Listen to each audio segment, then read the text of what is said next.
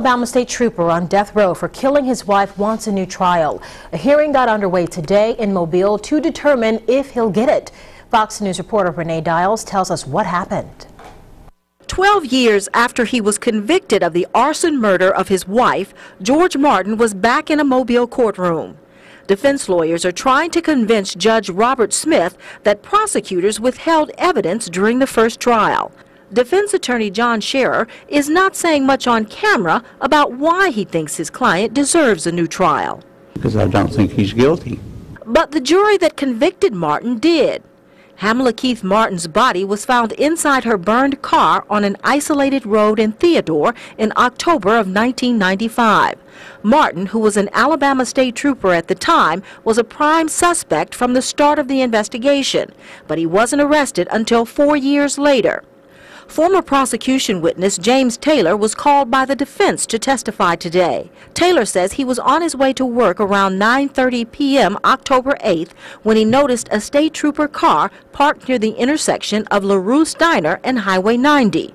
When he passed the car, Taylor says the trooper started his car up and turned west onto Highway 90. The defense tried to show Taylor never identified Martin as the trooper behind the wheel, and in fact he picked out a different trooper when shown several pictures. But prosecutors and the witness say Taylor's testimony during the first trial was never intended to identify Martin as the trooper in the car. I just want this case to get settled and let justice prevail. And all I see right now is, I have faith in God, and I have faith in the judge and the lawyers down south, not to let some city slicker from California come in to manipulate the case.